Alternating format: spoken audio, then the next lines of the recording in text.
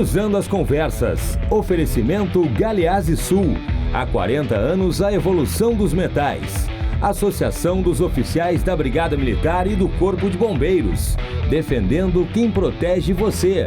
E Badesul. A gente dá valor para o Rio Grande crescer. Boa noite, eu sou Guilherme Macalossi e começo aqui na RDC TV mais uma edição do Cruzando as Conversas, o seu programa de debates noturnos, sempre logo após o Dois Toques.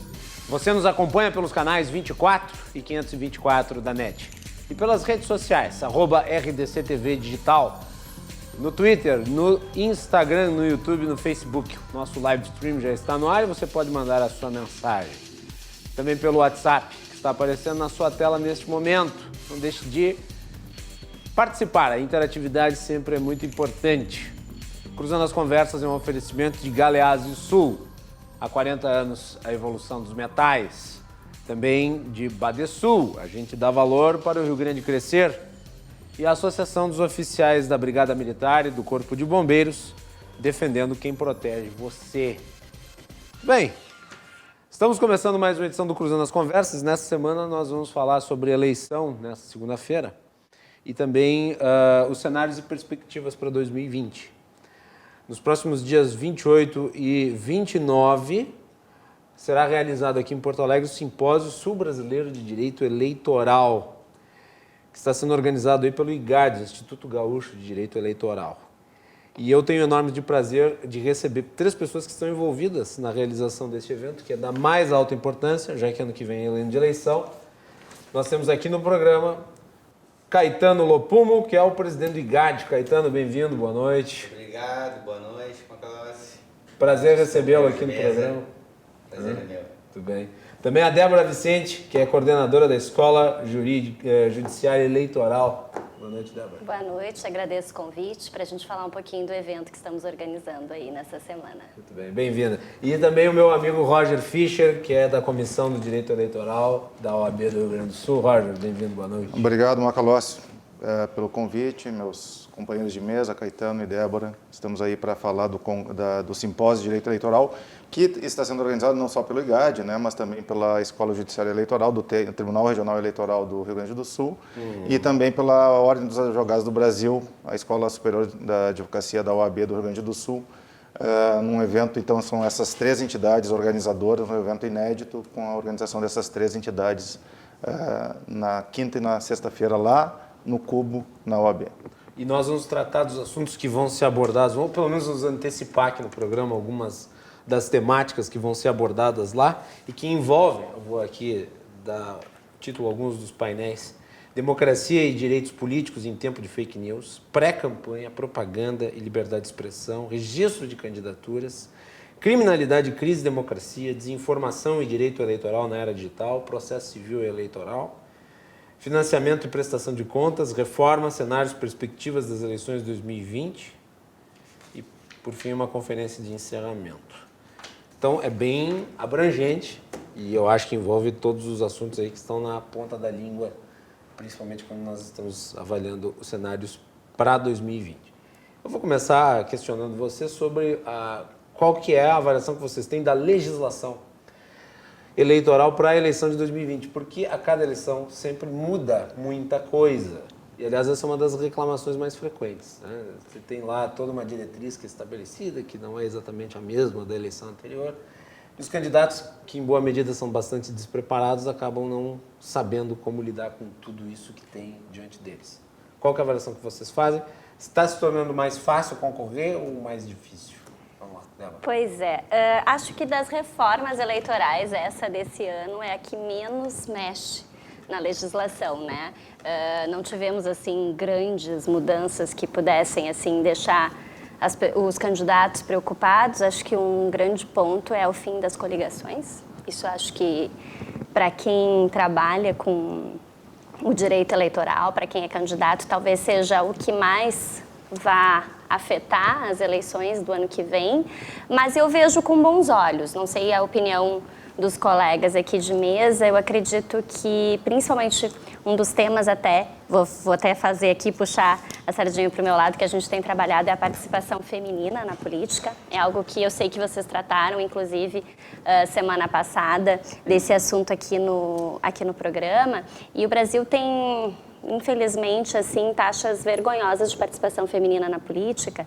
E eu acredito que o fim da coligação vai fazer com que os partidos procurem mulheres que realmente tenham chance de receber votos, porque com o fim das coligações, eles precisam chamar pessoas que tragam votos. Porque antes a gente os partidos faziam coligações para tentar trazer mais votos. Agora eles vão ter que se preocupar com candidatos que realmente tragam votos. O que estava acontecendo era, em virtude da obrigatoriedade da composição da nominata com um número mínimo de mulheres, a busca por qualquer nome de mulher. Qualquer nome, exato. E daí o resultado eram candidaturas insossas, fraudulentas, muitas vezes. candidaturas laranjas, candidaturas fantasmas. Exato. E se pegasse lá o resultado das eleições, as mulheres, na sua ampla maioria, sempre estavam em último lugar. 1, 2, 1 voto, 3 votos, 4. Em 2014, nós tivemos 15 mil mulheres sem nenhum voto. Sabe o que é isso? Nem a própria mulher votou nela mesma. Isso é um indício muito alto de candidaturas laranjas. Se tu pegar esse número em candidatos homens, não chegava a 2 mil. 2 mil homens sem nenhum voto. Porque existe desistência de candidatura, de fato pode acontecer de não ter nenhum voto candidato que vai para a urna, mas era discrepante o número com mulheres. Então, acho assim, eu vejo com bons olhos o fim das coligações. Acredito que a questão do fundo partidário é algo também que deve mais movimentar as discussões, os pensamentos aí dos candidatos a respeito das eleições de 2020, mas assim, das reformas eleitorais que acontecem, bem como tu disseste, sempre um ano antes da eleição, eu acho que essa é a que menos mexe, né? Não sei qual é a opinião aí. Vamos lá, Opomo. A Débora tem toda a razão. Em termos de alteração legislativa, foi uma das que menos mexeu. Porque a gente sempre tem alteração legislativa no ano anterior da eleição, né? Isso é um fato, é a história recente brasileira. Agora, Débora, por outro lado, embora a legislação tenha mudado pouco para essa eleição, há muita insegurança jurídica ocasionada por outros fatores, como, por exemplo, a interpretação da lei vigente. Então, em termos de mudança, concordo, a questão das coligações é a grande mudança para a eleição, em termos de lei. Então, os partidos agora vão ter que ter o seu verdadeiro tamanho, porque eles não vão estar coligados nas eleições proporcionais. Então, aquele efeito tiririca de votar no tiririca e eleger alguém muito diferente do tiririca diminui um pouco. Mas os partidos não vão poder continuar usando isso dentro das suas próprias estruturas? Dentro das próprias estruturas. Para a coligação, mas a sua nominata vai. Mas há uma grande diferença em votar no tiririca, que eu não sei nem que partido ele era um partido bem pequeno, e eleger eventualmente, como no caso do tiririca, que foi o José Genuíno, um líder do PT. Então isso vai diminuir, porque tu vai... Pelo menos, se isso acontecer, tu vai votar em alguém e vai eleger alguém do teu mesmo partido na sobra. Sim. Elegeu. O Genuíno foi primeiro, segundo suplente. Isso já contrariou a sua frase, né? Então, pior não fica. Foi primeiro, segundo suplente da coligação e acabou assumindo em determinado momento. Então tá, essa é uma das grandes alterações. Agora, por outro lado, Macalossi, com relação a leis vigentes, há muita insegurança. Questão das mulheres, a lei não mudou, mas em julgamento deste ano, o TSE ineditamente aplicou um entendimento de que havendo a fraude na candidatura de uma mulher, haveria cassação da chapa inteira. Então, inclusive o candidato eleito que não participou da pretensa fraude ou que não haja nenhum conhecimento que ele tenha participado, ele foi cassado junto. Olha o efeito disso. Talvez a interpretação, vou arriscar aqui uma teoria, é de que por serem candidaturas para o legislativo, todas as vagas seriam do partido, o partido seria prejudicado. A questão é do benefício. É isso aí. Todos do partido foram beneficiados pela candidatura laranja, porque essa candidatura laranja fez aumentar o número de candidatos. Talvez um daqueles dois homens que entrou para poder entrar a mulher junto, para poder dar proporcionalidade, talvez tivesse sido eleito. Bom, foi uma interpretação do tribunal. Mas faz sentido. Uma interpretação por 4 votos. Eu concordo também. Doutor Caetano, tem uma certa restrição a essa interpretação. Só estou dizendo que é uma interpretação, não estou nem fazendo juízo sobre ela. Não, sem dúvida nenhuma. É uma interpretação extremamente bem fundamentada, que venceu por 4 votos a 3 e que ainda vai enfrentar um futuro julgamento do Supremo Tribunal Federal, com uma possibilidade de mudança. Não, e sempre há. registre-se que os movimentos femininos lutaram bastante para que essa interpretação fosse realmente a vencedora no tribunal. Agora, tu imagina ser prejudicada é uma mulher que ganhou uma Acontece. Aconteceu. E aconteceu. No paradigma E aconteceu. E o Foi pior é que caçada uma aconteceu.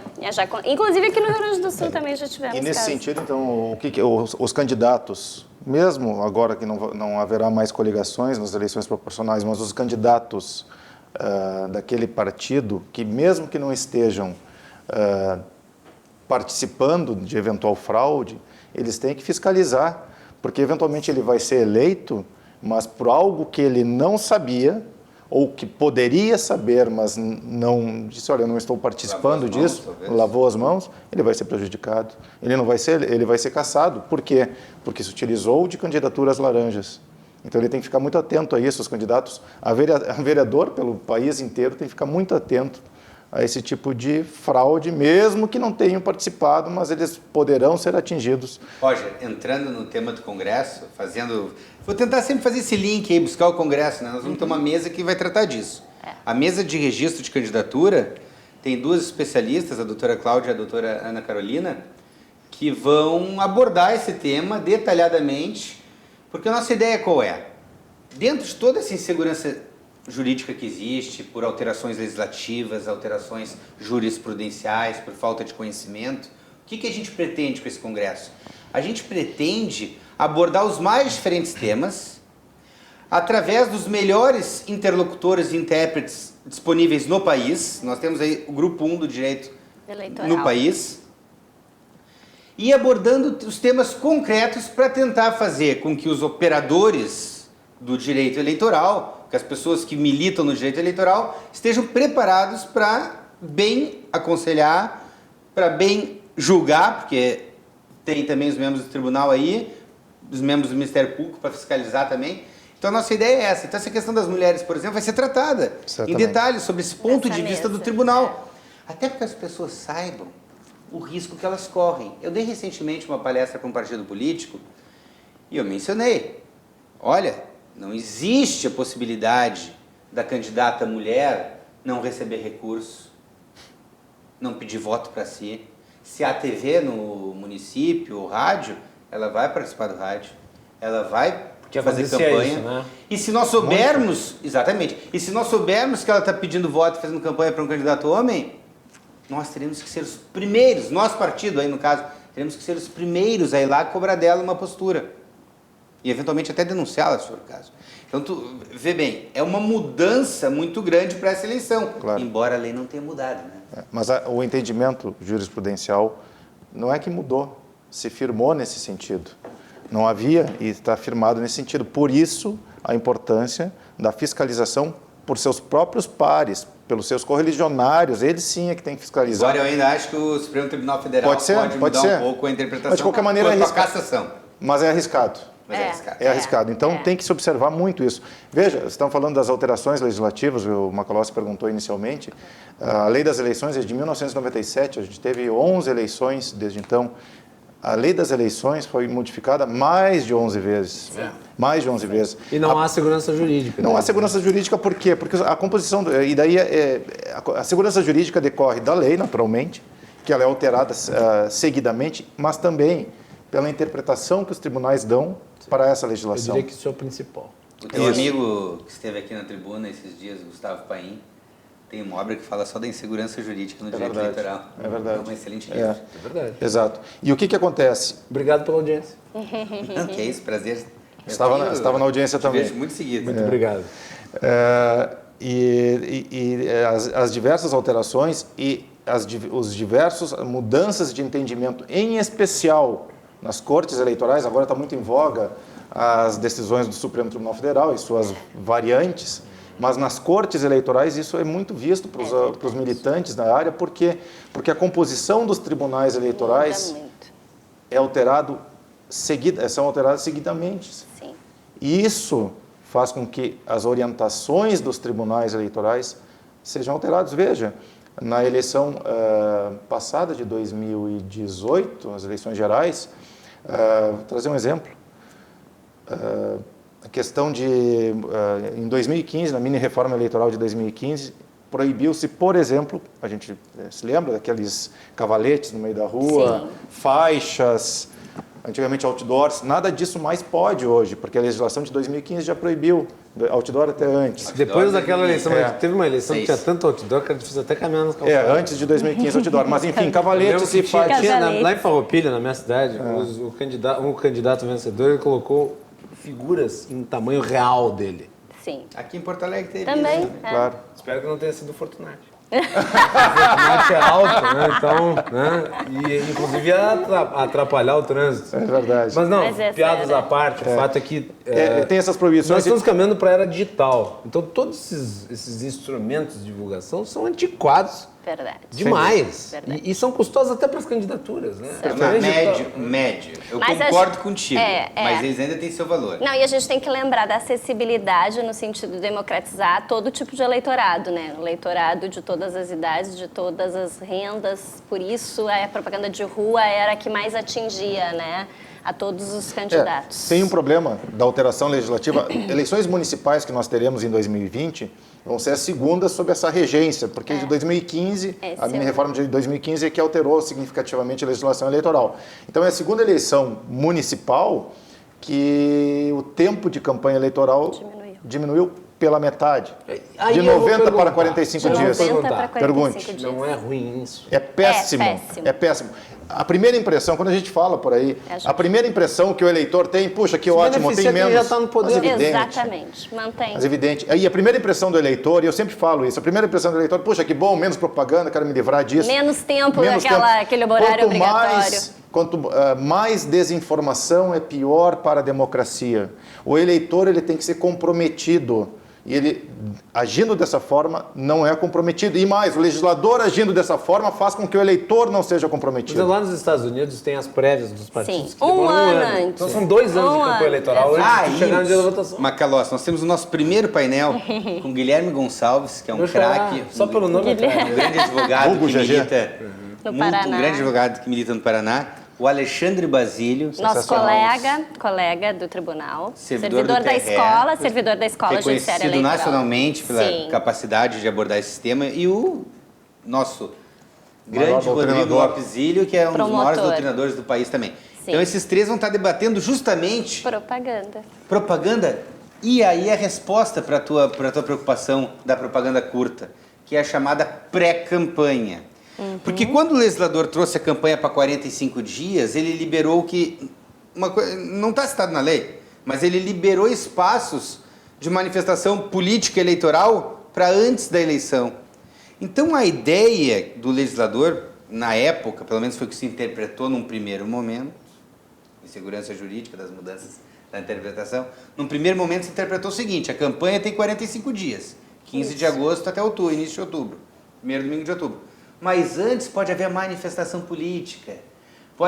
O sujeito Desde que não haja haja pedido de voto. Pedido explícito de voto. Mas poderia Vocês haver um não debate acham, político Vocês maior. não acham que a figura jurídica do pré-candidato é um tanto quanto subjetiva? Ela nem existe, né? Ela não existe, Ela nem tá? existe. A doutrina criou A isso. doutrina criou, não existe. Porque existe o seguinte, agora vocês podem... Digamos que eu peço um voto em março. Não peça Não voto. Depois eu não peça, concordo. não O que, que peça. acontece? O que, que acontece, não Macalós? concordo. Não, mas tudo bem, mas se tu concorrer vai ter um problema. Por quê? Porque a Se pré-campanha... não concorrer, vai ser multado. vai ser multado. Mesmo assim. Como assim você multado? Sim. Você Diz multado? agora na TV, vote em mim. Eu estou dizendo aqui academicamente. Mas se eu pedir um voto aqui, não importa se eu vou ser candidato depois, eu vou sofrer um processo imediatamente. E vou sofrer uma multa de 5 a 25 mil reais. E eu não preciso pedir o voto desta forma como eu anunciei Não, agora. não preciso. Não peça voto, porque a legislação estabelece. Pode fazer várias coisas. Pode falar tudo, menos pedir A voto. única exceção é pedido expresso de voto. Então não peça voto. Mas, Roger, precedentes bem recentes do TSE já têm colocado que o pedido expresso de voto nem sempre é apenas o vote em mim. Quando o sujeito diz, por exemplo, lembre de mim naquele dia, ou estarei lá, não se esqueça no primeiro domingo. Então, Quando ele induz o voto, objetivamente. Induz em o pedido. determinadas circunstâncias que o tribunal diz assim, ó, Tu disse vote em mim. Tu só não usou essa palavra. Essa Não usou a expressão exata, mas foi nesse Por sentido. exemplo, utilizar um número, um partido político que tem um número 99, vamos supor, ele começa a fazer pré-campanha botando um número de 99, ele já se decidiu que mostrar o número, tem candidatos a vereador que tem sempre aquele mesmo número. Antes do período de campanha, ele não está registrado ainda, mas ele já concorreu sempre por esse número e possivelmente vai ter esse número na campanha eleitoral. Agora, só uma pergunta aqui para a gente focar direito nesse ponto que eu acho que é importante, porque nós vamos entrar na fase das pré-candidaturas. Sim. Né? Já estamos lá. Já estamos Sim. lá. Como é que funciona isso da exposição dos pré-candidatos? O que eles podem fazer? Eles não podem pedir votos. Exato. É que não Mas eles podem existe, frequentar né? programas de televisão, eles podem escrever coluna no jornal, eles podem participar de programas de rádio. A lei diz, eles só não podem Não pedir podem voto. pedir Isso vai voto. até quando? Quando é que 15 é a de agosto. 15 de descompatibilização? Ou agosto. seja, quando é que eles não podem mais participar de programa? Não podem Comunicador é final de junho. Final de junho. É, comunicador. Não, eu não estou falando em... Comunicador. Comunicador. É que daí eu não serei Não, candidato a nada. Eu sou apenas candidato a continuar apresentando o programa. Não, mas é que a lei estabelece isso para comunicador mesmo, ela tem essa limitação, mas para os demais, daí a campanha eleitoral, ele não tem que se desincompatibilizar. Não, depende do Vamos cargo, né? Tem supostamente cargos, eu sim. tenho interesse Alguns em cargos candidato. públicos, Assim, sim. mas aí É. mas não da questão da Não, campanha. é importante Isso. isso. Supostamente eu tenho interesse em ser candidato. Tá bem? Eu posso apresentar o programa até julho. É isso? Isso. Até final de junho, né? É. Até antes das convenções, no caso. Agora, Isso. vamos lá, olha os detalhes. Não, é importante isso. Tu vai Muita gente apresentar o está nessa programa, situação. tu vai falar de política, tudo isso. Se tu utilizar este teu programa para de alguma forma te beneficiar eleitoralmente de uma forma... Mas o que é se beneficiar? Não, Porque mas- a exposição já é um benefício. Bom, Sim, já esse é. benefício é natural do tua teu profissão. posto. Assim, Inclusive os partidos buscam, né? Essas pessoas que já são É natural. conhecidas. É natural, a exposição é maior. É. Você só ganha até notoriedade por conta da sua exposição, é por isso. É decorrência lógica. Agora vamos para as redes sociais e vamos esquecer um pouco esse exemplo dessas pessoas que têm mais notoriedade, que estão na mídia, por exemplo. Vamos para o candidato comum, entre aspas. As pessoas, os candidatos a vereadores. Cidadão que saiu lá do interior. Isso aí. Esse pessoal. Onde é que esse pessoal está se manifestando mais? Na internet e nas ruas. É. Muito bem. O que diz a lei? Tem um artigo que foi incluído quando se diminuiu o tempo de campanha. Diz o seguinte: ele pode dizer que é pré-candidato, ele pode dizer o que ele defende, ele pode dizer o que ele já fez, ele pode debater política, ele pode participar de programa de rádio e TV. Então ele tem uma ampla gama de participação política. Se tentou fazer no Brasil a busca daquilo que já existia, de certa forma, nos Estados Unidos. Não necessariamente os Estados Unidos como um exemplo, mas trazer para antes da eleição o debate eleitoral. O que é positivo. O que é extremamente positivo. Só que na prática, o que a gente viu? Situações de abuso que levaram o tribunal a apertar o cinto. É que E aí sim, a gente vive na insegurança. É que a gente tem que pensar, parece muita restrição, mas a gente tem que pensar que o objetivo da justiça é defender o equilíbrio, né? O equilíbrio, a legitimidade das eleições. Há abuso de poder econômico, às vezes poder político e de poder da comunicação, né? Grandes meios de comunicação acabam abusando Candidatos muito ricos. candidatos muito ricos usando esses meios. Então também tem que pensar no outro lado. O objetivo é buscar o equilíbrio entre os candidatos. Uma forma de exposição, até que você colocou antes, Macalossi, é utilizar as mídias digitais mesmo. Eu acredito que... E essa eleição, acho que é importante ressaltar, vai ter a diferença de que os candidatos poderão impulsionar publicações. Isso Já acontece... puderam dizer. Exatamente. É a primeira eleição municipal. Municipal. Municipal é a primeira eleição municipal. municipal. E pode se impulsionar, desde que tem umas regras específicas de período, impulsionamento. e Né? tem um período Também, pra- de impulsionamento. Né? Então, eles podem, são os candidatos, né, que podem fazer isso. Nunca o eleitor ele não pode impulsionar para um candidato. Tem umas certas restrições com relação a isso. E isso aí até traz, pelo menos, uma certa... lisura esse processo de impulsionamento, porque o que acontecia antes, quando não se poderia fazer esses impulsionamentos? O pré-candidato, aquele... Mas mesmo, é claro que eu posso, como candidato, postar um conteúdo não impulsionado e ele viralizar. Pode. Pode. Não, tem normal. Totalmente lícito. Normal, não sem problema nenhum. A Só- vida segue, a vida é normal. Até pro candidato, melhor sinal se ele não precisar impulsionar nada. Talvez, ok. Mas a vida é normal. Mas é uma forma muito efetiva de propaganda eleitoral e eu acho bem importante se utilizar dela. É a realidade, é a realidade de hoje. Nós estamos conectados o mundo é ao celular. digital. E o que acontecia antes, só para concluir, o que acontecia antes? Era proibido o impulsionamento, mas daí o pré-candidato, aquele que ainda não era candidato, ele impulsionava posts e com isso era natural que ele ganhasse seguidores. Fernando Neisser, que estará falava muito sobre isso. Falava muito. O Basílio fala muito sobre isso. O que acontece? Antes o pré-candidato ele impulsionava posts genéricos, sem pedir voto, mas impulsionava e ganhava seguidores. Quando da campanha eleitoral, boa parte desses seguidores continuavam lá sendo seguidores dele. Sim. E daí com isso ele se beneficiava. Hoje ele pode então impulsionar na campanha eleitoral. Tu sabe, Macalossi, que o desafio do direito eleitoral é ir adaptando as suas regras à realidade da vida, né? Sim. Eu acho que o Brasil precisou criar muitas regras. Sim. Por causa de fatos históricos que ocorreram. Eleições descontroladas, nós tivemos nossas carências, períodos de carência democrática.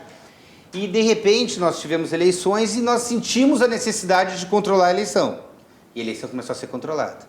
Controlada. Nós chegamos num nível de controle eleitoral tão grande e de tão pouca liberdade. A regra antigamente era o Só que seguinte... tem um contrassenso. Tem, e eu pretendo concluir esse controle todo nunca efetivou funcionou. Campanhas limpas. E nunca vai ser eterno, tu nunca vai conseguir controlar tudo. Então, assim, eu acho que a gente está chegando num momento, talvez, que estejamos tendo que conviver com a liberdade de novo. Sim. Porque a regra antigamente era, pode fazer propaganda em espaço privado e não pode no espaço público. Agora. Hoje mudou tudo. Mudou. Hoje só pode fazer propaganda nessas circunstâncias em que a lei diz. Então, acho que a gente tem que caminhar para um caminho de volta da liberdade. Só que é difícil voltar a reconquistar aquela liberdade, porque a gente aprendeu a abusar dela. Então, aí acaba havendo muito controle, e controle em todas essas áreas. E agora, com a internet, que é um mundo novo... Que é um mundo que a gente ainda não sabe controlar. Né? Não sabemos. Não sabemos o que se vem. a internet deve ser controlada. E aí Mas deixa eu vir para o painel. Nós vamos ter um painel de desinformação e direito eleitoral na era digital, com a doutora Raquel Ricoeiro e com a Gabriela Rolenberg, que é uma advogada maravilhosa de Brasília. Então, esse é um painel que vai tratar disso. E no encerramento, tu mencionaste uma palestra de encerramento. Que é sensacional. Não tem tema, né? Não Agora tinha tema, temos. agora tem. É o Dr. Diogo Reis, que fez uma pesquisa que é pesquisador do Mackenzie, que esteve em Berkeley, fez uma pesquisa em Berkeley e vai apresentar de forma inédita no país a pesquisa dele de Berkeley no nosso seminário. Por isso ele ganhou esse espaço. E é uma pesquisa sobre... Direito eleitoral digital, o futuro é agora. O nome da... E ele disse assim, é um passo à frente da desinformação e das fake news. É algo inédito, ele disse que trouxe... Bom, ele estará na quinta-feira na Comissão do Senado em Brasília, falando sobre desinformação e direito digital. E na sexta estará em Porto Alegre apresentando essa pesquisa da Califórnia, que ele trouxe. Ele disse que é de maneira inédita, não existe no Brasil. Porque assim, a desinformação ela já deu um passo Aí eu quero entrar nessa discussão. Desinformação. Eu sou um cético em relação à influência das fake news. É mesmo? Desinformação, agora o novo termo é desinformação, não mais fake news. Desinformação em termo soviético para lá de antigo, né? Ela está ganhando. Está sendo revitalizado agora. Mas como todo, é uma nova roupagem. O meu ceticismo é o seguinte: é difícil você realmente firmar um entendimento sobre qual que é o impacto efetivo na cabeça do eleitor de uma informação falsa. Você não sabe como isso define o Ele voto. defende isso. Ele vai nessa linha, Diogo. O Diogo Reis tem uma fala. Eu assim, ó, se o pessoal puder assistir, porque ele é sensacional. Vamos pegar só um exemplo histórico? Vamos. Eleição de 1989. Tá. Teve 3 fatos, eu acho que foram fundamentais ali para dar o resultado que deu para o Collor. Teve a edição do Jornal Nacional, teve o caso da Lurian, e teve o fato de que o Lula, de fato, foi mal no debate. Sim. Qual dos 3 pesou mais para o eleitor? Não. Nunca saberemos. Não dá pra tu. Não tem Então como. não dá pra tu. Eu recebi essa informação aqui que é falsa no WhatsApp. Será que isso influenciou meu voto? Não, a gente fala que existe pergunta, o viés de confirmação. A gente tende a acreditar naquilo que a gente já pensava e veio essa informação, ela só veio a confirmar aquilo que eu já pensava. Mas o Diogo Reis, professor, ele tem uma fala espetacular sobre esse assunto, ele estuda muito isso. E ele diz assim, tudo bem, todo mundo tem direito à sua própria opinião, mas nós não temos direito aos nossos próprios fatos. Okay. E aí é que ele entra, porque quando a desinformação vem trazendo fatos, manipulando fatos, isso sim, porque muda. E ele fala um exemplo que eu adoro, assim, que é de dia a dia, que é muito didático, inclusive. Ele diz assim, acordei e olhei a temperatura. Quantos graus vai fazer hoje em Porto Alegre? Olhei ali, vai fazer 30 graus. Coloco aqui, né, roupa de verão. Quando eu saio na rua, tá um frio horrível. Porque ele não se deu conta que ele não tinha atualizado, na verdade, ele estava com a temperatura de Fortaleza. Essa informação me levou a tomar uma decisão. A minha roupa daquele dia. Então ela mudou o meu destino neste dia. Quando tu olha que tá frio, tu troca a roupa. Sim, mas às vezes eu já tomei essa decisão. Tomei a decisão por base de um fato errado. Ele fala muito assim... Eu voto. Se eu digo nas vésperas da eleição. Exato. Eu voto. Não tem como trocar a roupa. Eu consigo criar uma onda virtual de WhatsApp e Facebook. Há 2, 3 dias da eleição, dizendo que o Dr. Roger Fischer, candidato à presidência da República, é, na verdade, condenado em 2º grau por um homicídio no interior do Rio Grande do Sul. E se isso toma corpo... Aí o cara pega só essa minha frase agora do Caetano, vai ser difícil, e tira, e põe, e espalha. Ou mesmo que ele... Isso mata uma eleição. Ou mesmo que ele desistiu da campanha. Ontem o Roger me disse que não quer mais concorrer. Tu acha que isso acontece de uma maneira decisiva? Eu manipulo isso e mando. Eu não sei qual que é o impacto que isso tem objetivamente para decidir uma eleição. É muito difícil, muito difícil. Mas tem, eu acho que impacto tem. Tem. Se ele é absoluto, por exemplo, vamos pegar na última eleição. Foram as fake news que definiram a última eleição presidencial? Não. Ou foi 70 mil homicídios por ano? Foi a crise da economia? Eu acho uma facada. A facada foi fake news? Não, mas foi um eu acho fato. que tudo ajudou. Eu acho que ele pesou muito. Mas eu acho que tudo ajudou. Entendeu? Eu acho que a fake news não definiu nenhuma das grandes eleições. Mas ajuda. Veja, quanto a fake news, mas enfim... Que é um tema, sim, mas eu acho que é um tema interessante de ser abordado e que bom que vai ser. Por outro lado, Macalossi, quando alguém pega e diz o seguinte, mudar um pouco o exemplo, o Roger não matou. Mas se disser que dizem que o Roger matou, isso já é fake news? Fecha nele... Já é fake news, o dizem que... Aí tu cria uma questão subjetiva, tu entende? É que nem nós pegarmos aqui a nova condição jurídica que surgiu no Brasil desde a Lava Jato. Tu tem a... Não, tá bem. Tu tem três condições jurídicas hoje no Brasil. A de culpado, a de inocente e a de investigado pela Lava Jato. Sim. A investigado pela Lava Jato, ela é complicada, porque ao mesmo tempo que tu não é culpado... É pior que culpado. Tu não é considerado pelo público totalmente inocente. Agora... Mas isso é complicado, mas isso não é só Lava Jato. Em termos eleitorais. Isso não é só Lava Jato. Isso não é só Lava Jato. Eu estou citando casos mais extraordinários. Claro. Eu só quero trazer essa escola da fake news. Da fake news. Tem uma questão importante que é essa troca de informações, o WhatsApp. Quando o cara é investigado pela Lava Jato, ele de fato é. Portanto, se tu disser que ele é investigado, não está errado. Só que quando tu fala que ele é investigado, a condenação já se supõe sobre ele. É pior, Fato. É verdade. Quando o Ministério Público ajuiza uma ação de improbidade contra um prefeito, contra um vereador no interior, ele já praticamente já está condenado. Dependendo de como a notícia é feita, isso não é fake news. Entendeu? Dependendo de como a notícia é dada, isso pode ser... Aliás, a recomendação é que a gente não use mais fake news, e sim desinformação. O Macalossi não gosta muito do termo. Enfim. Eu quis agradar o nosso condutor apenas. Mas veja, Guilherme, tem um outro dado... Um outro dado... Tem um livro chamado Desinformação. Um outro dado que fala, que numa palestra no TRE, eu escutei isso, essa troca de mensagens, WhatsApp, enfim...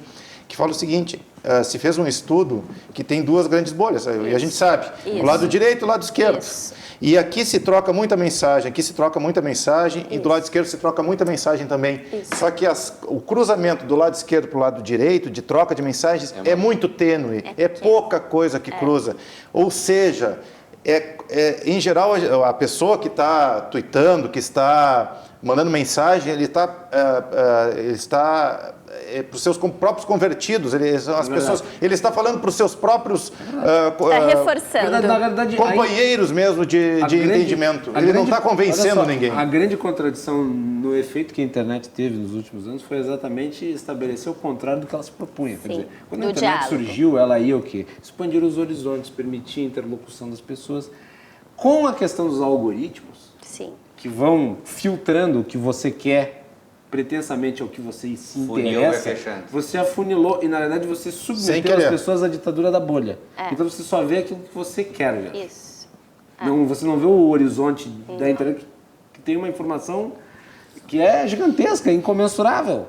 Né? Mas você fica circunscrito àquilo. E, para efeito político, eleitoral, essas bolhas, elas ajudaram a criar polos. E esses polos hoje se manifestam nessa guerra política. No que a gente está vivendo hoje. Na polarização. Então, de alguma maneira, os algoritmos e as grandes empresas de rede social têm culpa nisso, ajudaram a pavimentar esse Agora, caminho. olha o seguinte, a gente tem duas formas de debater, tem milhões de formas, eu vou diferenciar duas formas de debater a internet e a informação ou desinformação na internet. Uma é de um ponto de vista um pouco mais sociológico, que é o que a gente está fazendo aqui. Está fazendo uma avaliação dos efeitos. Do ponto de vista prático agora, Macalossi, do ponto de vista do candidato que em setembro está sofrendo um ataque ou que está expressando sua opinião de uma forma mais incisiva, aí entra o desafio da legislação eleitoral, o nosso desafio, meu e do Roger como advogados, da Débora e dos colegas dela como representantes da Justiça Eleitoral. Aí começa a surgir o problema de como enfrentar nos casos concretos as situações. Aí a gente começa a ver como a lei não consegue proteger, mas como a gente precisa tentar essa proteção. Eu consigo jeito de resposta, se o fato for sabidamente inverídico. É difícil. O que é um fato sabidamente inverídico? Eu vou dizer, mas tem outro problema. Ou eu abro a porteira ou eu crio alguns mecanismos. A gente tenta criar. Não, mas tem outro problema. Quer dizer, antigamente o direito de resposta, você tinha lá uma informação falsa publicada num jornal ou até mesmo no veículo de televisão que nem esse. Sei lá, requisitava, se você conseguia, você obtinha na justiça, tinha que dar um espaço para a pessoa que era prejudicada. Como é que você faz isso nos grupos de WhatsApp? O grupo de WhatsApp é realmente um dos pontos cegos do direito eleitoral hoje, tá?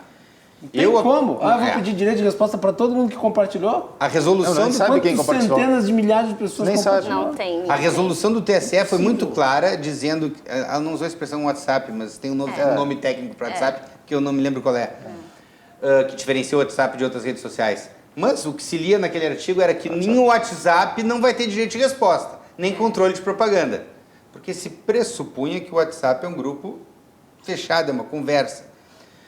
Só que os grupos de WhatsApp hoje já estão tomando dimensões. Tanto que se 200 limitou, pessoas. Né? Mas mesmo assim, um grupo de 100 pessoas numa cidade do interior, tu já está tendo uma dimensão que talvez me leve a criar uma nova norma de controle. Mas não tem aquela história. O grande problema, eu acredito tem 100 pessoas num grupo. É muito difícil Quantas controlar. pessoas 100 pessoas atingem? Eu acho que a legislação, nesse sentido, ela não quis... Ela liberou. Ela não quis, mas por um motivo, porque ela não tem como controlar. Mas é que o problema de uma WhatsApp legislação... é o problema. Eu vou dizer, o problema o problema em relação à internet é que se tu estabelecer um controle, tu tende ao autoritarismo. Mas tem um outro... O problema da internet são os... Nós já estamos com com essa tendência, absoluto, ou tu vai estabelecer um controle que é rígido. Um outro problema que a gente não pode esquecer aqui, a utilização de robôs que de fato foi utilizada a tecnologia do robô para espalhar desinformação e aí sim com essa intenção de... Isso eu posso dizer porque a Justiça Eleitoral ela sofreu bastante com isso, ataques em relação à confiança da urna eletrônica e nós tivemos agora no encontro em Vitória, Espírito Santo, encontro dos colégios de diretores e dirigentes de escolas judiciárias eleitorais com um professor da Universidade Federal do Espírito Santo que veio da Inglaterra. E aí ele disse que lá na King's College eles tinham como o Brasil como uma referência de confiabilidade na América Latina e na América como um sistema confiável. E daqui a pouco começou a apontar todas aquelas desconfianças. E aí eles chamaram, então, esse professor, Fábio Gouveia, o nome dele, e falou assim, olha aqui o que está acontecendo no Brasil, né? A gente tinha como referência de confiança e tal.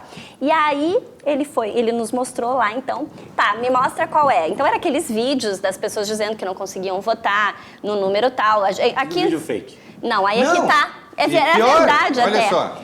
Olha um exemplo aqui, ó. Aqui no Rio Grande do Sul, para vocês terem uma ideia, para candidato a governador, nós tivemos 115 mil votos no número 17. Não havia candidato número 17 para governador no Rio Grande do Sul.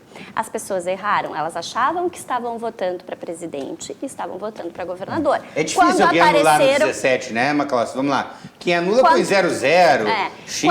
Quem votou 17 achou que estava votando no Bolsonaro. Político de votar em alguém ligado ao presidente. Exato. Ou achou que estava votando em presidente e estava votando para governador. Então, assim, não tinha foto e dizia que estava anulando o voto. Alguns filmaram. Muitos vídeos na internet. E começaram a ser espalhados esses vídeos. Ele mostrou, daí ele foi indo, porque ele tem... Eu posso dar uma solução simples para esse problema? Coloca o voto para presidente primeiro. Não, começa com deputado estadual. Mas sabe Bota quem... primeiro o presidente que eu Mas sabe voto. quem que define que a ordem... Porque na cabeça das pessoas Não, e quem define a ordem de votação é o Legislativo, é o Congresso Nacional. O Congresso tem que mudar isso. Por isso que eles... Primeiro cargos executivos... Tá na lei a ordem lá, 70 anos. Tá na lei, tá na lei. A lei tá errada, a lei tá produzindo isso. Eu não sei se está errada, mas considerando hoje que se vota na urna eletrônica, considerando que hoje se tem toda essa possibilidade das pessoas talvez se equivoquem, talvez a legislação tenha que sim ser alterada para os conceitos atuais. Mas agora pensem na cabeça do Congresso Nacional, que está estabelecendo a legislação, e eles querem receber o voto deles, eles querem deixar por último o voto que é neles? Eles não vão mudar isso, mas considerando que no Brasil, infelizmente, o voto executivo é mais valorizado que o voto legislativo, e não que deveria, é errado também, pois é. Está acontecendo isso. Não, pode Mas ser. eu entendo que as pessoas que têm acontecido Então, pensa exatamente que, ó, isso. 115 mil pessoas. O filho do Bolsonaro era candidato por São Paulo, o mesmo número de senador. O mesmo número dele é um dos mais votados no Rio, um candidato que na eleição anterior tinha recebido uns votos assim. Então, assim, a gente vê que houve erro. Foram pessoas que votaram acreditando. Pessoas aqui do Rio Grande do Sul iam nos cartórios e falaram: eu queria ter votado para senador no filho do Bolsonaro. As pessoas foram reclamar. Até explicar. A ignorância, Educação. o sentido de ignorância. Aí o termo desinformação puro. E daí a gente Exatamente. entra num tema que eu vinha conversando com a Débora, até com o Caetano antes do programa, que é a credibilidade das instituições. É a credibilidade do eleitor no seu voto. E é natural o eleitor hoje em dia, justamente por esses equívocos que ele comete e por conta de algumas informações equivocadas que circulam por aí, não dá a devida credibilidade para a Justiça Eleitoral. Aí eu vou fazer uma provocação para vocês no seguinte sentido. Vocês não acham que o modo como a Justiça Eleitoral lidou com essa questão envolvendo urnas eletrônicas não foi errado do ponto de vista do debate público? Porque Sim. uma coisa é Sim. você ter a certeza de que o sistema eleitoral é confiável. Concordo. Outra coisa é a percepção que o público tem. E, inegavelmente, nos últimos anos, a percepção é de desconfiança. E, portanto, Esse é o dilema por atual. haver desconfiança, o tribunal deveria ter se submetido a certas... Sabe- Nesse sentido, até, Débora, porque eu vim A exatamente gente falando vem nisso, conversando. porque o que acontece? Eu acredito na urna eletrônica, sem problema, acredito mesmo na confiabilidade da urna eletrônica, muito mais do que o voto Impresso. impresso em papel. Tá? Sim. Se tem uma ideia que com o voto impresso, que inclusive foi colocado na legislação, o voto impresso, né, mas que foi deixado de lado, que com o voto impresso a pessoa poderia, veja, as pessoas acham isso, ela poderia ter o atestado do seu voto. Não, eu votei em fulano de tal na urna eletrônica e deu errado. Não, primeiro, não poderia nunca fazer isso, ele não poderia, muita gente Não pode acha... levar como souvenir eleitoral. Não, ele não vai levar. Boa parte dessas pessoas que não creem na urna eletrônica e querem a impressão do voto, acham que vão pegar o voto que ele botou na urna eletrônica, botar no bolso e ir para casa e botar num quadro. Na República Velha tinha Não vai acontecer isso, porque não pode acontecer isso. E nesse sentido eu estava falando com a Débora, eu não sei, por mais que eu creia na urna eletrônica, eu não sei, porque eu não sei se não seria o caso de se investir sim, de se gastar dinheiro sim, para dar credibilidade ao voto, para que a Justiça Eleitoral pudesse faça fazer isso, pelo menos uma eleição. ou duas eleições nesse sentido. Vamos ver a técnica do tribunal. Débora, gastar dinheiro, o que significa isso? Eu vou dizer, Débora, Diz vou por dar aí, mais Heitor. uma provocada, vou dar mais uma. Vai. Eu acho que a postura da Justiça Eleitoral brasileira em relação a essa matéria foi meio arrogante até. Foi. Não, mas nós fazemos Nós hoje... temos um sistema confiável e vocês são os ignorantes, vocês não sabem. Concordo. Hoje a Justiça Eleitoral tem feito essa autocrítica. De fato, hoje mesmo, num curso, a gente conversava, foram anos, a Justiça Eleitoral está completando 87 anos, né, criada em 1932 por um gaúcho, Assis Brasil, que, aliás, Máquina de pensou na Justiça Eleitoral porque perdeu a eleição para o Borges de Medeiros, muito provavelmente fraudada, uma eleição fraudada. Então, imaginou o sistema eleitoral que hoje utilizamos no Brasil, aquele que mais se adequava à realidade brasileira. Porque, Inclusive, imaginou uma máquina de votar. e, inclusive, falava já em máquina de votar, Assis tá? Brasil. O nosso gênio Assis Brasil. Isso nem é muito falado na biografia do Assis Brasil. Gênio. Ele pensou... O Assis Brasil é o Leonardo da Vinci do direito eleitoral. Exatamente. Sem dúvida. Não, e aqui, olha, além de inúmeras outras contribuições que ele trouxe para o Estado, inclusive foi capa de um jornal aqui do Estado esse fim de semana, que é de doer o que está acontecendo. De doer, eu comentei com o com... Caetano que imagina se fizéssemos algum evento de direito eleitoral Exatamente. na casa do Naquele Assis Brasil em castelo. Pedras Altas. Ainda acontecerá. Faremos, Escreve. então, vamos fazer. Bom, lembrando disso, só também para encerrar lá aquele primeiro assunto que eu disse, quando esses vídeos começaram a circular, se viu que esses vídeos foram muitas vezes manipulados por robôs, distribuídos por robôs, para que essa distribuição desses vídeos fosse maior. Isso é desinformação, isso sim leva a uma desestabilização do sistema, pelo menos, em questão de desconfiança. Mas voltando aqui à Justiça Eleitoral. De fato, acredito que sim, a Justiça Eleitoral tem se questionado, ela não utilizava redes sociais, né? Acreditava que por 83 anos de história, por ter inventado esta máquina de votar, uma eleição cada vez mais rápida, porque em cada eleição os resultados são mais rápidos. Índices de credibilidade que eram altíssimos. Índices de credibilidade altíssimos que jamais seríamos questionados. E aí estamos na era digital, e não há mais certezas após verdade, e a Justiça Eleitoral, então, realmente se viu com esse grande desafio. Tanto que do primeiro para o segundo turno, houve, assim, realmente um trabalho para, inclusive, trazer mais informação para o público, esclarecer. Primeiro ponto, a urna eletrônica ela é uma calculadora. Ela não é ligada à internet, ela é uma máquina que calcula os números que são votados ali. A questão do voto impresso, de fato, foi previsto na legislação e foi julgado pelo STF inconstitucional. Primeiro, assim, a questão do sigilo do voto. Não dá para imprimir o seu voto. Posso fazer só um ponto? Claro. Essa decisão do STF errada. Então anula-se todas as eleições que nós tivemos antes com voto impresso. A questão... Porque as eleições se deram sobre essa Constituição.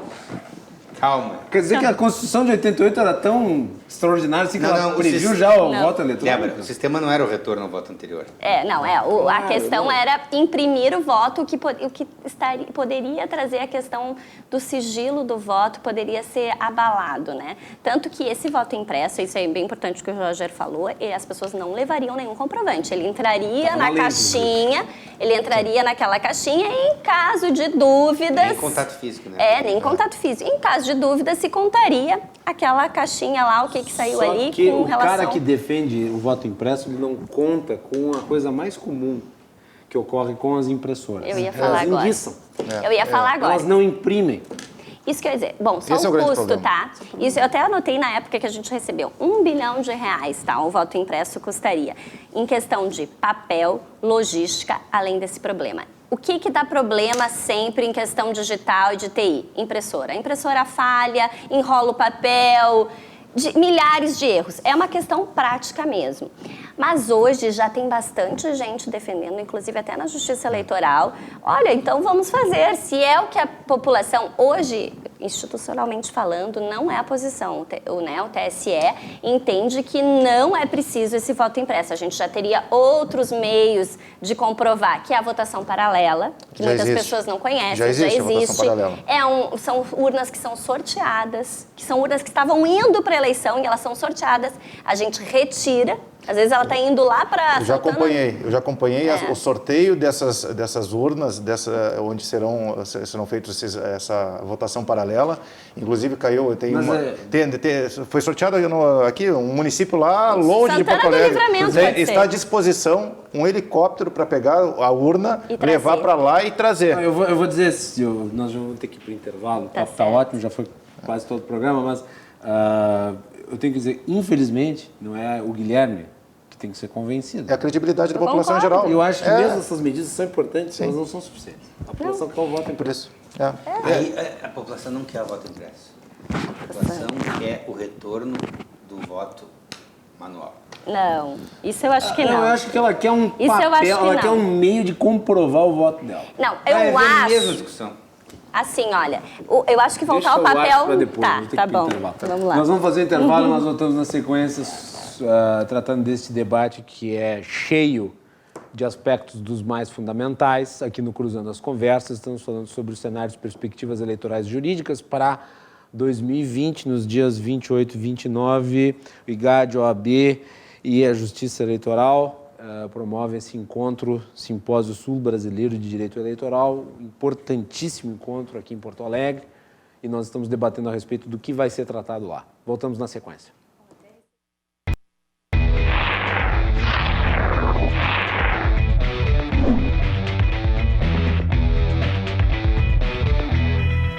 De volta com Cruzando as Conversas aqui na RDC TV, você nos acompanha pelos canais 24 e 524 da NET e pelas redes sociais, @RDCTV Digital. Não deixe de mandar a sua mensagem, a sua participação. Quero dizer aqui que o Rafael Morgenthal mandou uma pergunta, eu já vou ler ela, mas fica aqui meu abraço. O Morgenthal esteve aqui semana passada. Abraço de todos nós. Todos nós. Todos amigos do... Faz parte do conselho científico do evento. Então tá aí. Esteve aqui semana passada, né, e agradeço a presença e a audiência. Cruzando as Conversas é um oferecimento da Associação dos Oficiais da Brigada Militar e do Corpo de Bombeiros, defendendo quem protege você. Badesul, a gente dá valor para o Rio Grande crescer.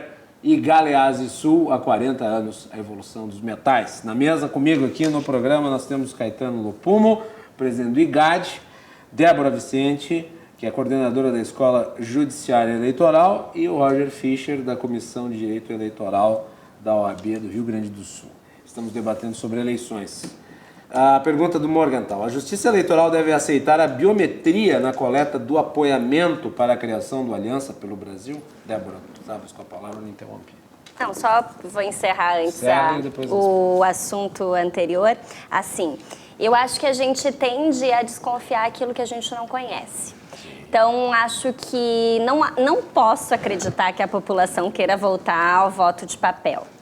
Eram dias e dias contando, eu não sou dessa época, mas escutei dos meus colegas muitas histórias, não se entendia o que era escrito nos papéis.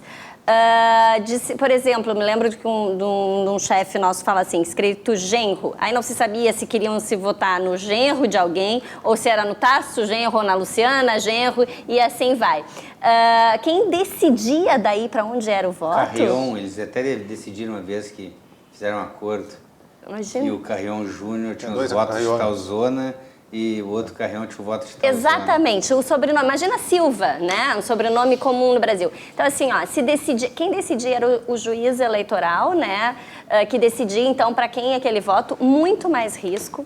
Era muito tempo. O Brasil hoje, o tamanho do Brasil, um país continental, eu não posso acreditar que a população queira voltar ao voto em papel. O que eu acho que a população quer, ela quer ter certeza desse processo, ela quer ter segurança. E talvez seja aí que a Justiça Eleitoral tenha falhado, em esclarecer, em educar e mostrar realmente como funciona o mecanismo, né, de segurança da urna eletrônica.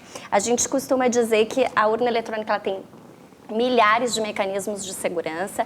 É preciso, sim, que a população conheça mais, mostrar que ela não está ligada à internet. Talvez seja necessário voto impresso. Hoje é um custo alto. Como eu disse, eu não sei se eu cheguei a mencionar, R$1 bilhão.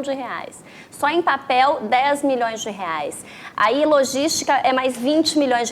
É um custo alto. Eu sei, pode-se dizer, não existe preço à democracia e à confiança, mas é preciso dizer também que existe sim, e este é o custo e a Justiça Eleitoral está apresentando. É demora, é fila, é a impressora que vai dar problema, a gente vai ter que mudar a impressora, substituir. Hoje é uma outra urna que dá problema, a impressora é muito mais. Mas é algo que ainda eu acho que não está encerrado. Se for isso necessário para que todo mundo tenha confiança, eu acredito que a Justiça Eleitoral vai fazer. Só para comentar ainda da impressora, porque impressora dá problema. Dá todo problema. Mundo sabe. Todo mundo sabe. Dá problema. Impressora é uma E o mundo é digital, gente. A gente está aqui falando de mundo digital, a gente quer imprimir papel. Impressora é uma coisa triste. Impressora é um animal eletrônico incontrolável. Aí tu imagina, tem lá a impressora eleitoral, tá? Aí Exato. Ela entravou no voto. Trava bem no voto. Em determinado voto travou, tá? Isso. Aí tu vai lá e substitui a urna eletrônica. Isso, a impressora. Fraude. A impressora editora, tu coloca outra. Fraude. Aí tu imprime o voto, não imprime só aquele voto, imprime todos os votos que vieram antes. Dá um outro problema. Imagina a quantidade de situações que podem É isso, mas o que é tu vai fazer isso. com excedente de votos copiados? É Os outros isso. votos já vão estar depositados. Aí como é que tu vai saber qual Mas é o voto do exato. eleitor? Eu vou te que votou? contratar. Eu vou contratar ele para nos ajudar a defender. Eu sou jornalista, o meu trabalho é fazer perguntas. Essa é uma delas. Mas é verdade, mas é isso que a Justiça Eleitoral apresenta. São entraves, assim, logísticos, né? Agora, se esse for o preço que a gente vai ter que enfrentar para que tenha confiança, eu estava aqui antes mesmo conversando com eles. Na eleição dos Estados Unidos, porque as pessoas sempre perguntam, se é tão boa a urna, então por que os Estados Unidos não usam? Não adianta a gente... Eles usam. Eles Usam, tem urna cada eletrônica. estado tem o seu sistema. Tem. Primeiro que cada estado tem seu sistema eleitoral. Muito Como eu diferente, não dá disse pra aqui, comparar. a urna foi pensada para o nosso sistema foi pensado por Assis Brasil, um gênio, pensando na realidade brasileira. A gente costuma dizer que a jabuticaba, o sistema eleitoral é uma jabuticaba, só existe no Brasil. Eu concordo, eu acho muito Né? bom nosso sistema. Não, mas para a nossa realidade. Então, assim, aí a gente vai querer... Os Estados Unidos não usa, primeiro, porque lá o Suprema Corte disse quem ganha uma eleição e todo mundo... Vocês já imaginaram o STF dizer aqui no Brasil, em caso de, vamos dizer, inconsistência entre o papel e a urna eletrônica, vai decidir o STF. Vocês acham que a população vai aceitar a decisão que o STF vai dar? Entendeu? Há uma Assim como crise. aceitou no exemplo clássico americano. Exemplo clássico, Al Gore versus Bush. Todo mundo sabe que Al Gore recebeu mais votos, mas a recontagem ia demorar muito tempo, isso ia gerar insegurança e eles disseram, nós não sabemos, talvez, eu me lembro de uma decisão, era assim, talvez nunca saibamos o verdadeiro vencedor da eleição presidencial dos Estados Unidos, mas uma coisa a gente já sabe, o maior perdedor é a democracia americana. Foi a Justice Root naquele documentário. Mas o Al Gore, ele perdeu em todas as recontagens que foram feitas. Ele não ganhou nenhuma. Mas lá na Flórida, se tem notícia de que ele teria ganhado mais votos. Não. Era o estado Vamos lá, chave. Nas recontagens, ele perdeu em todas. Macalossi, a Tanto é que Suprema foi Corte decidido. proibiu uma recontagem de determinadas... Mentira, não foi o seguinte... Não, demoraria muito O Comitê tempo. Eleitoral disse Isso. da Flórida disse que não recontaria tais urnas. O Al Gore buscou a Suprema Corte e a Suprema Corte disse o seguinte: o Comitê Eleitoral da Flórida é soberano. Isso. Ok, mas eu tenho que acreditar na justiça E o americana, Al Gore aceitou o resultado. perfeito. O Al Ponto. Gore Beleza, aceitou. acabou. Mas E aqui no houve Brasil? muita insatisfação e o resultado é historicamente contestado. Depois, na outra eleição, Bush ganhou com sobras, enfim. Bom, enfim, não vamos ficar nos Estados Unidos. Vamos voltar ao Vamos Brasil. voltar. Então, assim, ó, eu acho que é algo que, sem dúvida, a Justiça Eleitoral está levando em consideração. É o momento de resgatar a confiança da Justiça Eleitoral e, se for necessário, acredito. Mas eu penso aqui, estamos aqui falando direito eleitoral digital, futuro, e a gente ainda pensar que o papel vai ser a solução, eu acho que, primeiro, a população precisa conhecer melhor o nosso sistema. Acho que faz parte, acho que a Justiça Eleitoral tem que ser mais transparente, mostrar mais, para que então, se mesmo assim a população entender que ainda assim é preciso gastar R$1 bilhão para ter o voto impresso. Não, mas vocês não responderam a pergunta do Morgenthal. Eu também acho. Morgenthal. Tá, e a Biometria. pergunta do Morgenthal. É também um passo digital importante e do futuro. Isso vai ficar, eu acho que isso aí vai dar muita discussão ainda, mas aí eu pergunto. Vocês lembram como foi difícil tema atual. conseguir entender as assinaturas da É a mais Rede de confiável. Sustentabilidade? A pergunta dele é: Agora, Isso. vamos lá, ele está pensando no caso Ele concreto. está pensando no Partido Aliança, Aliança, 38. criado pelo nosso Que o atual Bolsonaro presidente. disse que quer fazer. Isso. Quer criar. Quer criar e quer fazer essas assinaturas digitais. Digitais, E ele está isso. dizendo o seguinte, a gente não tem a biometria, Isso. então os eleitores podem ir lá e botar o dedo. Isso. Assinatura É digital. uma ideia Uma brilhante, ideia digital. porque o Morgenthau ele sabe pensar o direito eleitoral e inclusive criar ideias. Agora, não está previsto na lei, Pois não é. serviu para nenhum Aí tem partido. as assinaturas digitais. Tem as né? assinaturas. As assinaturas digitais. É uma questão complicada. É complicado, mas eu complicado. acho muito mais confiável. Não, é Muito algo para mais se confiável, pensar. aferível, 1 a 1, sem dúvida nenhuma, do que um rabisco. E é uma forma de assinatura, dá até para interpretar a lei. Eu posso fazer aqui 50 assinaturas. Diferentes. Como é que vai ser aferido isso? É evidente, claro, é o tema atual. É tema atual. É o tema atual, e que possivelmente vai ser debatido no simpósio.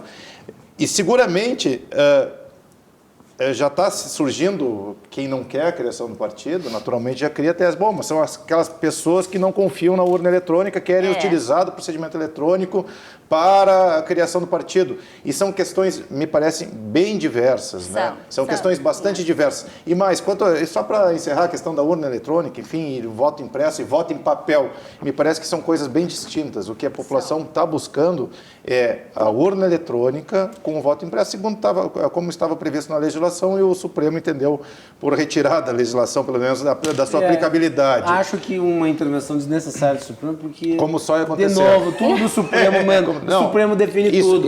Mas isso aí está errado. Tu não lembra da sessão? Montesquieu deve estar assim, ó, porque não existe separação de poderes. O IGAD vai acontece? participar da audiência pública agora, 9 de dezembro, para debater candidaturas avulsas. Tu lembra Tá da acontecendo, eleição? Nós vamos falar disso no tá outro acontecendo muita coisa. O Judiciário estava falando isso também vindo para cá. O Judiciário está se imiscuindo em questões que não envolvem o Poder Judiciário, o Poder Legislativo. Ah, bom, mas o Legislativo não faz. Ou o Executivo. O Legislativo não faz a legislação adequada. Problema do Legislativo, não é o Judiciário que tem que fazer a lei. O Judiciário tem que dizer, não nos cabe decidir. Exatamente. Quando o Congresso não toma uma decisão, ele toma uma decisão. Sim. Fato. Sim. Fato. Só um ponto.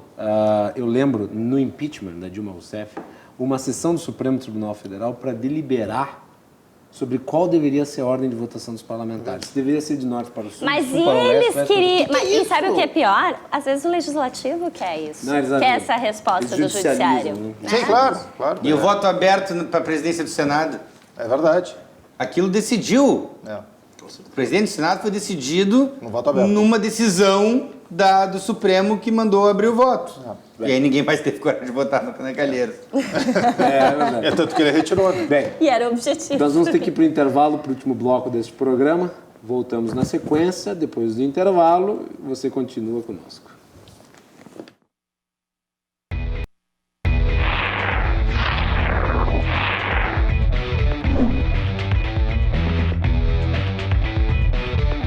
Estamos de volta aqui com o Cruzando as Conversas, debatendo sobre eleições de 2020, os regramentos. No próximo dia 28 e dia 29 teremos o Simpósio Sul Brasileiro de Direito Eleitoral, eleições 2020, cenários e perspectivas. Estamos falando sobre alguns dos temas desse simpósio que vai ocorrer aí esta semana. E por que nós estamos falando? Porque esse programa trata muito de política e então eu acho que é da maior importância nós divulgarmos esse evento, que eu acho que é válido, inclusive, para quem vai ser candidato, principalmente para quem vai ser candidato. E é Esse é o grátis, objetivo. não tem gastar um centavo, é só lá se inscrever e assistir. Né? Tá aí. No site da OAB. No site da OAB tem as inscrições da E site da ESA. Tudo rabiscado aqui já, né? No site da escola também temos link para Da Escola Judicial Eleitoral do Da Escola TRE. Judicial Eleitoral do TRE temos link para inscrição. E falávamos, Só eu tenho que fazer antes. Por Ah, gentileza. claro, verdade. Fazer os Primeiro patrocínios. lugar, Claro. é o mais importante. O programa é um oferecimento da Associação dos Oficiais da Brigada Militar e do Corpo de Bombeiros, defendendo quem protege você. Badesul, a gente dá valor para o Rio Grande crescer. Galeazzi Sul, há 40 anos, a evolução dos metais. E agora sim está de volta a palavra para vocês. Eu gostaria de tratar desse assunto que é importante, tem sido muito difundido, que é das candidaturas avulsas. Das questões Isso tem avulsas. futuro? Eu ia fazer Eu uma sou um menção. crítico das candidaturas avulsas, porque isso é a negação dos partidos. Eu acho que Pois é. o Caetano expôs o tema das candidaturas avulsas no Congresso Uma audiência Nacional. pública no Congresso, No Congresso Nacional pelo IGAD. Tu é a favor ou contra? E agora nós vamos defender o assunto também no Na audiência Supremo pública. Tribunal Federal. É. A nossa posição é a seguinte, ó. os países adaptam suas regras conforme suas necessidades. As regras brasileiras vivem há 70 anos com as candidaturas monopolizadas pelos partidos. É possível uma mudança para incluir uma candidatura avulsa? É. A maioria das democracias do mundo tem alguma alternativa de candidatura avulsa, ainda que seja irrelevante no sistema. Os Estados Unidos tem... Inglaterra, em 20 anos, teve 2 candidatos avulsos que ganharam a eleição para deputado. Mas é possível? É. Mas isso exige uma legislação feita no Congresso. Não é o judiciário, que vai ter que Não, com dizer certeza. O judiciário não. Com certeza, mas o assunto está parado no Congresso no STF. e está pautado no STF. E audiência, com repercussão É geral. um absurdo. O Supremo não tem que agir no lugar do... E mais, a legislação não está viabilizada a candidatura avulsa, como diz o Caetano, é viabilizar a candidatura avulsa e prever uma série de alterações legislativas para isso. Né? É um negócio assim impressionante o que tem que mudar no sistema para viabilizar a possibilidade. Dados aí é um problema. É um problema grave. Então eu acho que não tem... Eu sinceramente acho que o ministro Barroso, que gosta de inventar uma legislação. Que tem uma visão do direito neoconstitucional e iluminista, até para usar o vocabulário dele, eu acho que ele quer provocar os partidos que precisam evoluir, que precisam se movimentar. Não é o papel do judiciário? Desde quando é papel de ministro do Supremo Tribunal Federal convocar a audiência pública? Isso daí já é usual há algum tempo aqui no país, né? Mas não por lei. Então a lei permite isso, o regimento interno.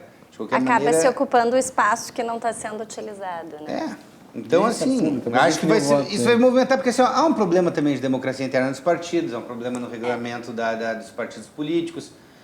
E, claro, não seria o papel do STF fazer isso, mas eu sou da escola do Anthony Scalia, né? Para mim, o juiz ele não interpreta a lei. Ele aplica a letra fria da lei. Mas tu acabou de dizer, quando o Congresso não legisla, o que ele faz? Ele já toma uma decisão.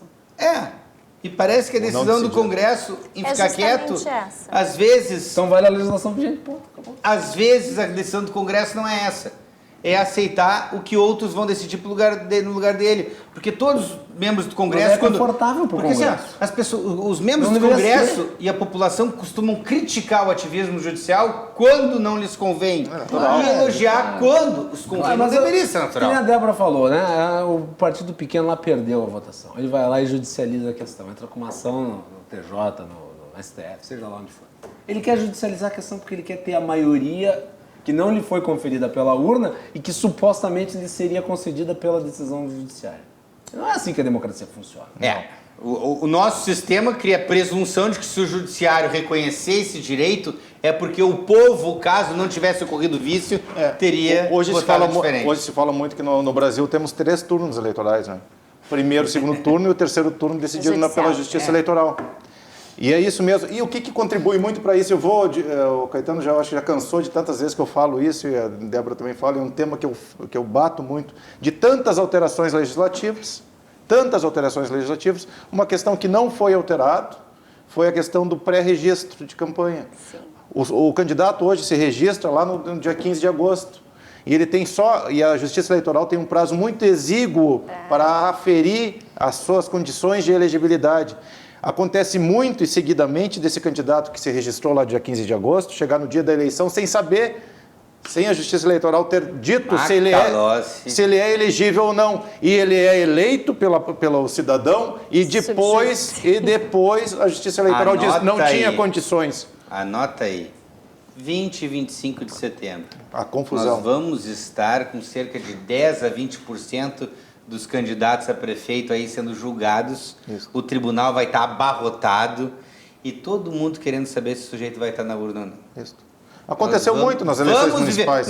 Na eleição para presidente aconteceu. O Lula poderia ter provocado a Justiça Eleitoral um pouco mais e se mantido na urna e levado aquela confusão até o final de setembro. 20 dias Isso não pode acontecer. Ele aceitou, o Lula aceitou substituir Tu não pode ter convenção partidária com candidatura subjudicial. Não, eu não digo... Só pode participar da convenção que tem... O que acontece? Qual é a proposta? Qual é uma proposta que já várias vezes se colocou no Congresso e não passou, e é isso que eu defendo, o ex-ministro Henrique Neves, do TSE, também defende isso. E o IGAD defende. Exato, o IGAD também defende. pré-registro, uma fase de pré-registro aí por fevereiro, março, a pessoa que está, o pré-candidato, quer concorrer lá nas eleições, ele vai lá e se habilita na Justiça Eleitoral. Tu tem o pré-registro e tu tem o pré-candidato. Isso, pré-registro. Então ele vai ser aferido ali, se ele é candidato, se ele só é pode elegível ou participar da não. eleição quem foi pré-candidato. Pré-candidato registrado. Pré-registrado, exatamente. Mas surgiu uma inelegibilidade depois, bom, mas daí se reconhece. Mas serão mínimas essas possibilidades e mais. Aquele candidato que está lá na cédula, aquele candidato foi aferido pela Justiça Eleitoral em primeiro e segundo graus. Em primeiro e segundo graus.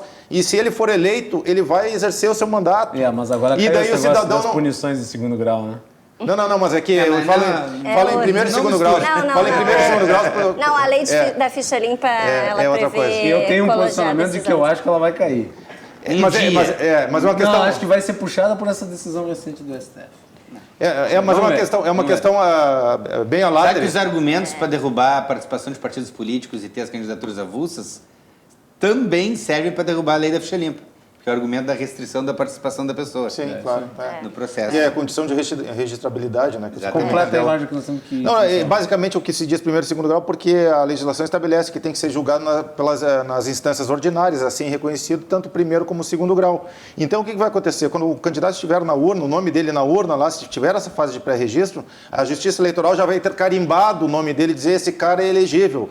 E se esse cara for eleito pelo cidadão, ele vai exercer seu mandato. O que acontece hoje? Muitos daqueles que são eleitos pelo cidadão, pelos eleitores, não exercem o mandato porque acaba sendo reconhecido pela Justiça Eleitoral posteriormente à eleição, a sua inelegibilidade altera, diminui a credibilidade da Justiça Eleitoral. Tem que fazer até outra eleição, dependendo. Sim, se o cara ganha a eleição, depois tem votos impugnados. Claro, sem dúvida. Se um vice-prefeito for considerado inelegível, cai a chapa. É muita confusão. Muito bem. Meus caros, muito obrigado por terem vindo aqui hoje no Cruzando as Conversas. Eu quero mandar um abraço também para o Daniel Abreu, que esteve aqui semana passada. Também, nós também. E ele falou sobre a questão da biometria. Né? Ele respondeu ao Rafael. Ele disse Qual é a resposta dele?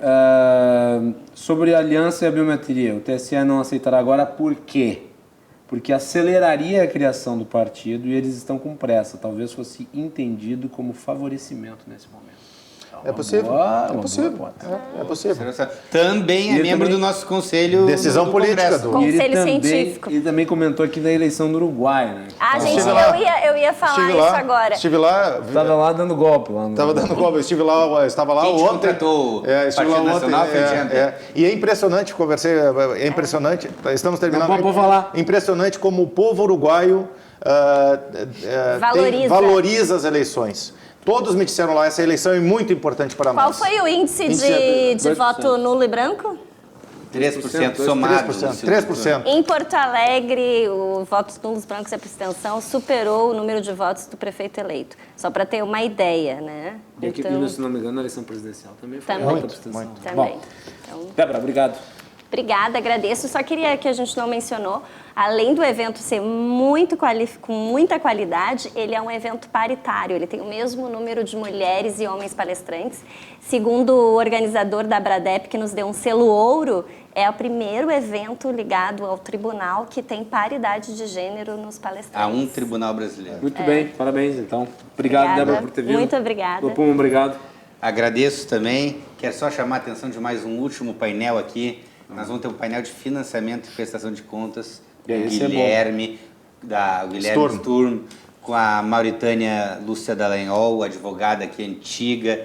Vai ser um painel excelente, vai ser imperdível também. Verdade. Roger, obrigado. Obrigado, Guilherme, pela oportunidade de falar sobre o simpósio. Beijo para a Franciele Campos. Isso aí. Muito bem. E só para ressaltar então, Beto, consegue pegar aqui rapidinho? Eleições 2020, cenários de perspectiva, simpósio Sul-Brasileiro de Direito Eleitoral, dias 28 e 29 do 11, OABRS Cubo ESA, na rua Manuelito de Ornelas, número 55. As inscrições são gratuitas. Em frente ao fórum. Em frente ao fórum. Nas próximas quinta e sexta-feira. Com todos os convidados, você que é eleitor, você que quer ser candidato, apareça lá. Senhores, muito obrigado novamente pela presença. Foi um prazer enorme. Voltamos amanhã para falar com o historiador Tomás Juliano, que está lançando um livro polêmico sobre Paulo Freire. Boa noite, até mais.